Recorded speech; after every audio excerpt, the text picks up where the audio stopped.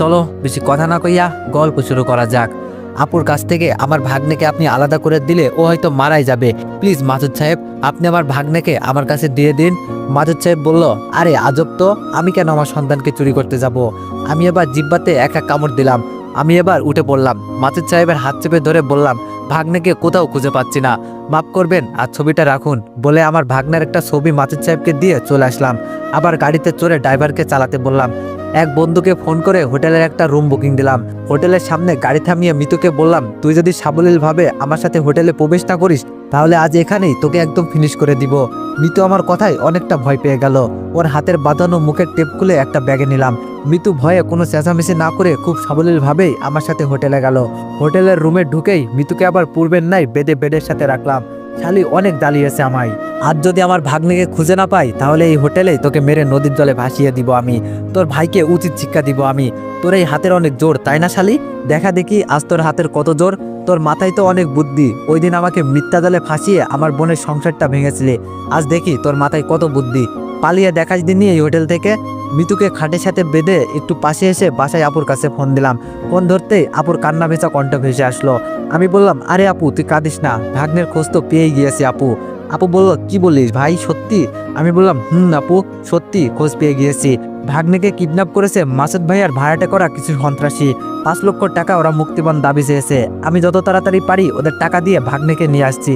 আর আপু শোন, এই খবর যেন কারো কানে না যায়, নইলে ওরা ভাগ্নেকে ক্ষতি করবে। আপু তুই ভাবিস না, আমি যে কোনো মূল্যে ভাগ্নেকে নিয়ে বাসায় ফিরবো। রাখি আপু, বলেই ফোনটা রেখে দিলাম।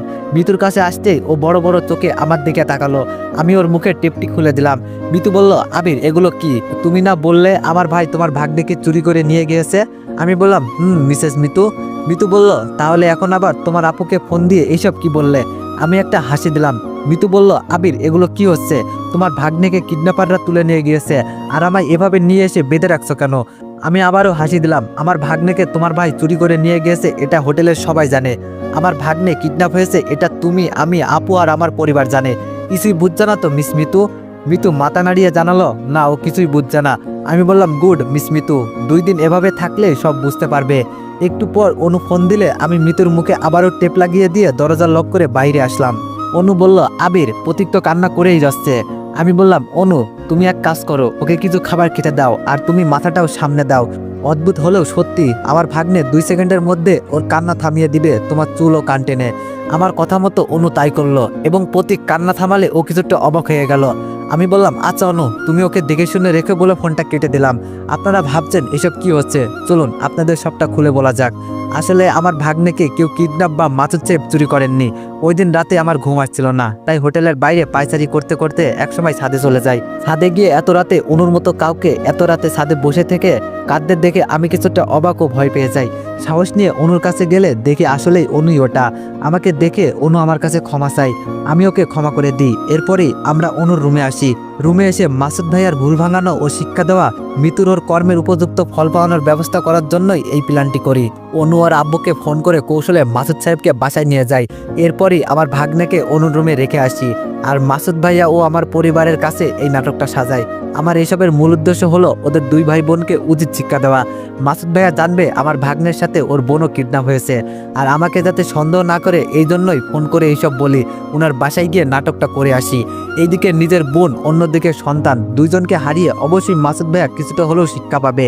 একা হয়ে যাবেন উনি, তখনই আমি আবুকে নিয়ে আসল খেলাটা জমিয়ে দিব। আমি জানি না এই প্ল্যানটা ঠিক কতটা সফল হবে, তবে ওদের 2 ভাই বোনকে কতটা হেনস্থ করব তা হয়তো ওরা ভাবতেও পারবে না। বাজারে চলে আসলাম, এসে আমি কিছু খেয়ে নিলাম, সাথে করে 1 প্লেট ভাত, মরিচের গুঁড়া ও 1 বোতল পানি নিয়ে আবার হোটেলে গেলাম। রুমে ঢুকে মিতুর এক হাত ও মুখের টেপ খুলে দিয়ে ওকে খেয়ে নিতে বললাম। মিতু ভেবেছে ওর জন্য ভালো দামি খাবার এনেছি। খাবারের প্যাকেটটি তাড়াহুড়ো করে খুলে দেখতেই ও আমার দিকে অবাক দৃষ্টিতে তাকালো। কিরে কাল লাগেনি, কি দেখছিস? খা, মধু মধু, সবে মাত্র শুরু, আরো কত কিছু দেখবি। তুই কি ভেবেছিলি আমার এতটা ক্ষতি করে বেঁচে যাবি তুই? আমি তোকে কিছুই বলবো না, সব ভুল ভেবেছিস কাল লাগেনি, সব ভুল। আমি শুধু উপযুক্ত সময় ও সুযোগের অপেক্ষায় ছিলাম। আজ সময় ও সুযোগ দুইটাই এসে গিয়েছে। এই কয়েকদিনে তোর জীবনটা আমি বিষিয়ে দিব। একটু পর মিতুর ফোন বেজে উঠলো। ফোন রিসিভ না করে কেটে দিলাম। এবং আপনার বোন ও সন্তান আমাদের কাছে বন্দী রয়েছে বলে ফোনটা বন্ধ করে দিলাম। মিতু খাবার না খেয়ে চোখের জল ফেলতে ফেলতে শুয়ে পড়লো। আমিও একপাশে শুয়ে পড়লাম। মাঝরাতে খচর মচর শব্দ হচ্ছে, তাই আমার ঘুম ভেঙে গেল। তাকিয়ে দেখি মিতু ওই মরিচের গুঁড়া দিয়েই ভাত মাখিয়ে খাচ্ছে। আমি আবার চোখ বুজে ভাবছি, কেন শালি খাবি না বলে এখন খাচ্ছিস কেন? মিতু খেতে থাকলো আর আমি ঘুমিয়ে পড়লাম। সকালে ঘুম থেকে উঠে দেখি মিতুর অবস্থা অনেকটা নাজেহাল। তাই ওকে এবার মুক্ত করে দিলাম। মিতু কান্না করেই চলেছে। আমি ওকে কান্না থামাতে বললেও ও আমার কথা শুনছেই না। তাই দেখে এবার মিতুকে এক ধমক বসিয়ে দিলাম। ও আমার ধমক শুনে অনেকটা গুটিয়ে গেল। আমি বললাম, মিসেস মিতু, এতটুকু কষ্ট পেয়ে এতটা কান্না করছো? একবার ভেবে দেখো তো, আমার আপুটা ওই দিন কেমনটা কেঁদেছিল। আপু আজও আড়ালে তোমার ভাইয়ের জন্য চোখের জল ফেলে। মেনে নিয়েছি যে দোষটা আমারই ছিল, কিন্তু সেই দোষে তুমি আমার আপুর সংসারটা কেন ভেঙে দিলে? মিতু বলল, আবির, আমি ওই দিন এমনটা করিয়েছিলাম তোমার আপুর সংসার ভাঙতে নয়, তোমার উপর রাগ হয়েছিল আর ভাইয়ের হাত থেকে বাঁচতে। আমি বললাম, বাহ মিতু বাহ, আমাকে 1 মাস জেল খাটিয়েও কি তোমার আমার উপরে জমে থাকা প্রতিশোধের নেশাটা মেটে নাই যে তুমি পরবর্তীতে এইভাবে প্রতিশোধ নিয়েছিলে? আমার কথার উত্তর না দিয়ে মিতু চুপ করে কাঁদতেই থাকলো। মিতু, তোমাকে যেদিন অপু ডিভোর্স দিয়েছিল সেদিনও কি তুমি বুঝেছিলে না একটা মেয়েকে স্বামী ডিভোর্স দিলে তার কতটা কষ্ট হয়? সেদিন কি পারতে না তোমার ভাইয়াকে সবটা খুলে বলতে? মিতু বলল, সাহস পাইনি ভাইয়াকে সব খুলে বলার। তোমার উপর প্রতিশোধ নিতে গিয়ে আমি নিজে সেই প্রতিশোধের আগুনে জ্বলে পুড়ে গেছি। তুমি আমার পিছু হাঁটা ছেড়ে দিয়েছো। ভাইয়াকে সব বললে ভাইয়াও যদি আমাকে ছেড়ে দিত তখন আমি কোথায় যেতাম? একটা লম্পটকে ভালোবেসে হারিয়েছি আমার মায়ের মতো ভাবির আদর, হারিয়েছি তোমার মতো একজন বেস্ট ফ্রেন্ডকে। তোমার চরিত্রে দাগ লাগাতে ও ভাবির সংসারটা ভাঙতে গিয়ে আজ আমার সংসারটা ভেঙে গিয়েছে। আমারও চরিত্রে কলঙ্কের দাগ লেগে গিয়েছে। আজ বুঝতে পেরেছি পাপ কাউকে ক্ষমা করে না। আবির, তুমি আমাকে একটা সুযোগ দাও প্লিজ। আমি কথা দিচ্ছি, আমি বাসায় ফিরেই ভাইয়াকে সব কথা খুলে বলবো। এতে ভাইয়া আমাকে যা শাস্তি দিবে আমি সব শাস্তি মাথা পেতে নিব। আমাকে এই সুযোগটা দাও প্লিজ আবির। আমি বললাম, আচ্ছা ঠিক আছে মিতু, যাও ফ্রেশ হয়ে এসো, আমরা আজই বাসায় ফিরবো। বলে আমিও রেডি হতে চলে গেলাম। অনুকে ফোন করে আমার বাসায় চলে আসতে বললাম। আমি আর মিতু ওর বাসার দিকে রওনা দিলাম। মিতুর বাসায় পৌঁছে গেলাম। সারা বাড়ি খুঁজেও মিতুর ভাই মাসুদ ভাইয়াকে পেলাম না। মিতুকে ওর ভাইকে ফোন দিতে বললাম। মিতু মাসুদ ভাইয়াকে ফোন দিলে উনি ফোন ওঠাচ্ছেন না। মিতুকে রেখে আমি বাসার দিকে রওনা হয়ে গেলাম। বাসায় আসতেই আপু আমার কাছে দৌড়ে আসলো। আপু বলল, ও ভাই, আমার বুকের মানিকটা কোথায়? তুই না বলছিস প্রতীককে নিয়ে বাসায় ফিরবি? আমি কিছু বলার আগে আপু আমাকে জড়িয়ে ধরে কান্না শুরু করে দিল। আপুকে শান্ত করে বললাম, আপু কাঁদিস না, আর কিছুক্ষণের মধ্যেই ভাগ্নেকে নিয়ে অনু বাসায় ফিরবে। ভাগ্নে অনুর হেফাজতে আছে। আপু বলল, ভাই তুই আমাকে মিথ্যা সান্ত্বনা দিস?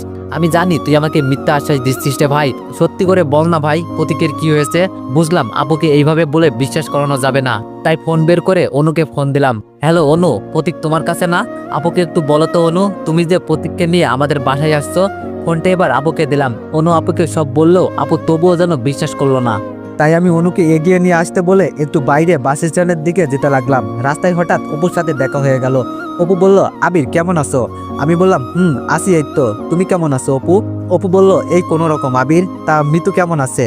আর তোমরা কবে বিয়ে করছো আবির? আমি বললাম, মানে অপু এসব কি বলছো তুমি? অপু বলল, আমি সত্যিই তো বলছি, তোমরা কবে বিয়ে করছো সেটা জানতে চাইছি আর কি। আমি বললাম, দেখো অপু, আমি কেন মিতুকে বিয়ে করতে যাব? অপু বলল, মিতু তোমায় ভালোবাসে তাই? আমি বললাম, ভালোবাসে মানে এসব কি বলছো তুমি? আমি তো কিছুই বুঝছি না। অপু বলল, ও তাহলে শোনো আবির। অপু বলল, ওই দিন বাসের রাতে আমি যখন মিতুর কাছে যেতে থাকি তখনও আমাকে বাধা দেয়। আমি বাধা দেওয়ার কারণ জানতে চাইলে মিতু বলে, ও তোমায় ভালোবাসে, তোমাকে ছাড়াও কোনোদিন কাউকে স্বামী হিসাবে মেনে নিতে পারবে না। মিতুর কথা শুনে আমার রাগ হয়, তাই জোর করে আমি ওর কাছ থেকে স্বামীর অধিকার কেড়ে নিতে ওর কাছে যেতে থাকি। ফলে মিতু আমাকে লাথি মেরে বেড থেকে নিচে ফেলে দেয়। তখনই আমি রাগের বশে ওকে এলোপাতাড়ি পিটাতে থাকি। সারা রাত ধরে ওর উপর অত্যাচার করলেও মিতু আমাকে স্বামীর অধিকার দেয়নি, শুধু তোমায়ও ভালোবাসে বলে। আমি বললাম, এসব কি সত্যি নাকি? অপু বলল, সত্যি আবির। আমি বললাম, মিতু যদি আমাকে ভালোবাসে তাহলে ও কেন তোমাকে বিয়ে করলো? অপু বলল, ওর ভাইয়ের চাপে আর আমার কাছে ওর কিছু আপত্তিকর পিক থাকায়, যার জন্য মিতু ভয়ে আমাকে বিয়ে করতে রাজি হয়েছিল। আমি বললাম, আচ্ছা তা না হয় মানলাম, কিন্তু মাসুদ ভাইয়া কেন তোমার সাথে মিতুকে বিয়ে দিতে রাজি হলেন? অপু বলল, কেননা মিতুর ভাই জানতে পেরে গিয়েছিল মিতু তোমাকে ভালোবাসে, তাই ওই দিন উনি আমার সাথে মিতুকে বিয়ে দিতে রাজি হয়ে গিয়েছিল। অপু বলল, আচ্ছা আবির, এখন আমি আসি, আর দোয়া করি তোমরা যেন সুখী হও। বলে অপু চলে গেল। আমি রাস্তার এক পাশে গিয়ে দাঁড়িয়ে কিছুক্ষণের জন্য ভাবতে থাকলাম যে মাসুদ ভাইয়া একদিন মিতুকে অপুর হাত থেকে বাঁচাতে আপুকে দিয়ে অভিনয় করিয়ে নিয়ে অপুকে জেলে দিয়েছিল, অথচ আবার সেই অপুর হাতে মিতুকে তুলে দিতে ওই দিন যেন উনি একটুও দ্বিধাবোধ করেননি। কারণটা হলো শুধু মিতু আমাকে ভালোবাসে বলে আজ কেন বেশ কিছু সংকোচ বেঁধেছে আমার মনে। মিতু যদি একসময় অপুকে ভালোবাসতো তাহলে সে কিভাবে আমাকে আবার ভালোবাসতে পারে বুঝছি না। আবার মাসুদ ভাইয়াও মিতুর সাথে এটা কেন করলো সেটাও তো আজ আমার কাছে অপরিষ্কার মনে হচ্ছে। আমি কি অপুর চেয়ে খারাপ ছেলে ছিলাম নাকি যে মাসুদ ভাই মিতুকে জোর করেই অপুর সাথে বিয়ে দিয়ে দিলেন? জানি না এইসব সংকোচ কিভাবে দূর হবে আমার মন থেকে। দেখি অনুকে ফোন দিয়ে ও কত দূর আর কতক্ষণ লাগবে আসতে। ফোন বের করে অনুকে ফোন দিলাম। অনু কোথায় তুমি, আর কতক্ষণ লাগবে আসতে? অনু বলল আবির আর আধা ঘন্টা মতো লাগবে। অনু তোমার আসতে তো এত সময় লাগার কথা না? অনু বলল আবির আমরা ট্রাফিক জ্যামে আটকে পড়েছিলাম তাই দেরি হচ্ছে আর কি। আমি বললাম ও তা ভাগ্নে কি করছে? অনু বলল ও আমার কোলে ঘুমাচ্ছে, কিছুক্ষণ আগে কিছু খাওয়ালাম এখন ঘুমাচ্ছে। আমি বললাম আচ্ছা তাহলে ভালো করে এসো, আমি বাস স্ট্যান্ডে আসি, বাস থেকে নেমেই ফোন দিও। অনু বলল আচ্ছা বাস থেকে নেমেই তোমায় ফোন দিব বলে অনু ফোনটা কেটে দিল। আমি এক চায়ের দোকানের পাশে চা অর্ডার করে দাঁড়িয়ে আছি। একটু পর দোকানদার চা নিয়ে এসে আমার হাতে দিল। আমি চায়ের কাপে মুখ দিতে যাব কি অমনি কেউ কিছু একটা দিয়ে চায়ের কাপে বাড়ি বসিয়ে দিল। আমি লাফ মেরে উঠলাম, পাশে তাকাতেই দেখি চল 1 মাস জেল কেটে তো শিক্ষা হয়নি, দেখছি এবার তো সারা জীবনটা জেলেই কাটবে। বলেই আমি কিছু বলার আগেই মিতুর ভাই আমাকে হাতে হাত করা পরিয়ে দিল। আমি বললাম মানে আমি কি করেছি আর আমার অপরাধী বা কি? মাসুদ ভাই বলল তোর অপরাধ কি তা থানায় গেলেই জানতে পারবি। আমি বললাম না আপনি তো বিনা দোষে আমাকে থানায় নিয়ে যেতে পারেন না, আগে আমাকে কোনো অপরাধে থানায় নিয়ে যাবেন সেটা বলুন, নইলে। মাসুদ সাহেব বললেন নইলে কি করবি? বলে উনি আমার শার্টের কলার ধরে টানতে শুরু করে দিল। আমাকে জিপে উঠিয়ে নিয়ে থানায় নিয়ে গেল। জেলের ভিতরে ঢুকিয়ে দিয়ে উনি একজন অফিসারকে বলল এর নামে চার্জশিট তৈরি করুন। ওই পুলিশ অফিসার আমার অপরাধ বা কারণ জানতে চাইলে উনি বললেন কিডন্যাপ, একজন মেয়েকে কিডন্যাপ ও তার উপর রাতভর অত্যাচারের জন্য ওর উপর নারী নির্যাতনের দায়ে চার্জশিট তৈরি করুন, কালকেই ওকে কোর্টে চালান দেওয়া হবে। আমি বললাম নারী নির্যাতন মানে? আমি কাকে কিডন্যাপ ও নির্যাতন করেছি? মাসুদ সাহেব বললেন চুপ, আর একটা কথাও যদি মুখ থেকে বার করিস তাইলে তোকে এখানেই মেরে পুঁতে ফেলবো। তোর ভাগ্য ভালো তাই এখনো তোর উপর হাত ওঠায়নি, জানিস না কাকে কিডন্যাপ করেছিস তুই। তার মানে মিতু আবারও আমাকে এভাবে ফাঁসিয়ে দিল। আসলে মিতুকে এইভাবে বিশ্বাস করাটা আমার মোটেও ঠিক হয়নি। 1 ঘন্টা না যেতে মিতু সহ আমার আপু আব্বু ও অনু আসলো। মিতু বলল ভাইয়া আবিরকে ছেড়ে দাও। মাসুদ ভাই বলল কি বলিস বোন, ওনা তোকে? মিতু বলল ভাইয়া অনেক হয়েছে আর না, আমি যা বলছি সব মিথ্যা, আবির আমার কিডন্যাপ করেনি, তাই তুমি ওকে ছেড়ে দাও প্লিজ। মিতুর কথায় ওর ভাইয়া আমাকে ছেড়ে দিল। আমি জেল থেকে বের হয়ে মিতুকে বললাম আশা করি বাকিটুকু তোমার ভাইয়াকে বলে দিবা, আমরা সবাই তোমার ভাইয়ার আশায় পথ চেয়ে থাকবো। আমরা সবাই বাসায় চলে আসলাম। আপু প্রদীপকে পেয়ে অনেক খুশি, অনুকে সবাই যেন পারছে না মাথায় তুলে আদর করতে। আমার সৎমা বলেই বসলো এমন একটা লক্ষ্মী মেয়ে আবিরের বউ হবে, অনেক মিষ্টি তুমি। আমি চেয়েছি শুধু অনুকে দেখছি, অনু যেন লজ্জায় লাল করে ফেলেছে ওর মুখটি। অনু এবার বলল আচ্ছা আমি এবার আসি। আপু আমায় অনুকে এগিয়ে দিয়ে আসতে বলল। আমি অনুকে এগিয়ে দিতে ওর সাথে সাথে যাচ্ছি। দুইজনে চুপচাপ হেঁটে চলেছি। আজ আমার অনেক ইচ্ছাই হচ্ছে অনুকে কিছু বলার, কিন্তু কথাগুলো পেটে আসলো যেন মুখ দিয়ে আর বের হচ্ছে না। অনুর বাসার কাছাকাছি চলে এসেছি, আর মাত্র 1 মিনিটের রাস্তা। এবার বুকে সাহস করে বলেই দিলাম অনুকে, অনু একটা কথা বলার ছিল তোমাকে। অনু বলল বলো কি কথা? আমি বললাম অনু আসলে আমি আমার মনকে যতবারই প্রশ্ন করেছি সে উত্তর দিয়েছে, তোমার মনটাকে সে গ্রহণ করতে চাই। আমার কথা শুনে অনু দাঁড়িয়ে গেল।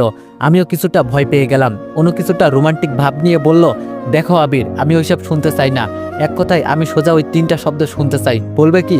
আমি বললাম আমি তোমাকে ভালোবাসি অনু। অনু বলল আমিও তোমাকে ভালোবাসি আবির।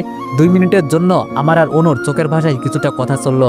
আমি বললাম যদি ভালোই বাসো তাহলে ওই দিন 2টা চর মারার পর এভাবে হারিয়ে গিয়েছিলে কেন? অনু বলল কই হারিয়ে গিয়েছিলাম, শুধু বুক ভরা বিশ্বাস ও আকাশ ছোঁয়া ভালোবাসা নিয়ে তোমার পথ চেয়ে বসেছিলাম। আমি শুধু একটা কথাই ভাবতাম, আমি যদি সত্যি তোমাকে ভালোবেসে থাকি তাহলে একদিন না একদিন তোমাকে আমি পাবোই, আর আমার সবকিছু দূরে শুধু তুমিই ছিলে আবির। আমি বললাম তাই নাকি অনু, সত্যি আমায় এতটা ভালোবাসো? অনু বলল সত্যি আবির, আমি তোমাকে মন প্রাণ দিয়ে ভালোবাসি। অনুকে জড়িয়ে ধরতে সাহস পাচ্ছি না, তবে অনেক ইচ্ছে করছিল অনুকে বুকের সাথে শক্ত করে জড়িয়ে ধরি, তবে আমার সে সাহস যেন হচ্ছে না। অনু বলল আচ্ছা আবির এবার আমি আসি তাহলে। আমি বললাম অনু।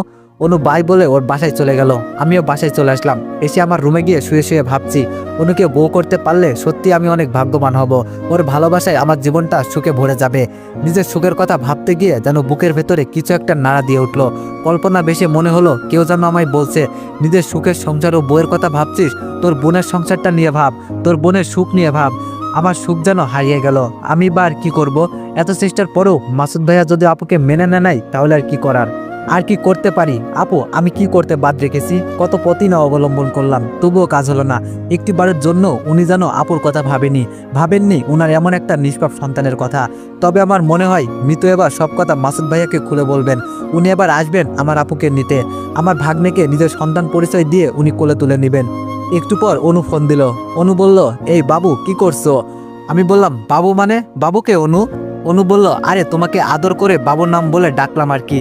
আমি হাসবো না কাঁদবো বুঝছি না, বাবু বলে বিএফকে কেউ ডাকে নাকি? বাবু বলে তো নিজের সন্তানকে ডাকে। হাইরে যুগ, হাইরে ভালোবাসা। অনু বলল, এই বাবু কি হলো, তুমি কথা বলছো না কেন? আমি বললাম, অনু দেখো, এইসব ভাষায় আমাকে ডাকবা না তো, এটা শুনতে আমার ভালো লাগছে না, আমাকে আর বাবু বলে ডাকবা না তুমি। অনু বলল, আচ্ছা আচ্ছা ঠিক আছে, তুমি তাই বলে রাগ করো না, আমি আর পরবর্তীতে তোমাকে বাবু বলে ডাকবো না, কেমন? আমি বললাম, ধন্যবাদ। অনুর সাথে আমার কিছুক্ষণ কথা চললো। রাতে সবার সাথে খাবার খেতে বসলাম। খাবার শেষ হলে ভাগ্নের সাথে একটু মজা করলাম। একটু পর রুমে এসে ঘুমিয়ে পড়লাম। সকালে ঘুম থেকে উঠে ফ্রেশ হয়ে নিয়ে হালকা নাস্তা করে অফিসে গেলাম। সারাদিন অফিসে থাকা অবস্থায় অনু যে কতবার আমাকে ফোন করলো তার হিসাব নেই। বাসায় ফিরে অনুকে ফোন করতে ও আমাকে কিছু কথা শোনালো। একে সারাদিন অফিসে থাকা, আবার বাসায় না আসতে জিয়াফের বকা। ফোন কেটে দিয়ে আমি ফোনটা বন্ধ করে রেখে দিলাম। আপুর রুমে গিয়ে দেখি ভাগ্নে বসে থেকে খেলা করছে। ওকে কোলে তুলে নিলাম। আপু বলল, ভাই কখন ফিরলি? আমি বললাম, এই তো আপু। আপু বলল, ও যা ফ্রেশ হয়ে আয়, আমি খাবার বাড়ছি। আমি বললাম, আম্মু কোথায় রে আপু? আপু বলল, এই মাত্র রান্না সেরে রুমে গিয়েছে মনে হয়। আমি বললাম, আচ্ছা আপু, তুই তাহলে খাবার বাড়তে থাক, আমি একটু আম্মুর কাছ থেকে আসছি। আপু বলল, আচ্ছা ভাই। আসলে এই কয়েকটা দিন আম্মুকে আমি সময় দিইনি, ঠিক মতো ওনার সাথে কথা হয়নি, মনটা কেমন যেন করছিল, তাই আজ ওনার রুমে গেলাম। কিন্তু রুমে গিয়ে একটা বোকার পরিচয় দিলাম, যাতে মনে হয় উনি কিছুটা কষ্ট পেল। আমি বললাম, আসবো আম্মু। উনি কিছু না বলে আমার দিকে অবাক দৃষ্টিতে তাকিয়ে বলল, বাবা তোর মায়ের রুমে আসতে পারমিশন লাগবে তোর? আমি বললাম, না মানে আসলে আম্মু তোমার সাথে বেশি সময় কথাই হয় না, তাই আসলাম গল্প করতে। আম্মু বলল, অফিস হতে কখন এসেছিস, খাওয়া দাওয়া হয়েছে? আমি বললাম, এখনই আম্মু। আব্বু খাবার বাড়ছেন, খাবো একটু পরে। আম্মু বলল, চল আগে খাবি তারপর গল্প করব। আম্মুর সাথে খাবার টেবিলে চলে গেলাম। সবাই মিলে খাওয়া দাওয়া সারলাম। খাওয়া শেষ হলে সবাই বসলাম গল্প করতে। গল্প করা শেষ হলে আমি আমার রুমে আসলাম। ফোনটা অন করতেই দেখি অনু 25টি মেসেজ দিয়েছে, শুধু সরি আর সরি। অনুকে ফোন দিয়ে বেশ কিছুক্ষণ কথা বলে ঘুমিয়ে পড়লাম। সকালে ঘুম থেকে উঠে ওয়াশরুমে গিয়ে আমি ফ্রেশ হচ্ছি। আম্মু আমাকে ডাক দিয়ে বলল, দেখ তো আবির, বাইরে কে এসেছে, দরজা খুলে দে। আমি গিয়ে দরজাটি খুলতেই আমার চোখ আকাশে উঠল।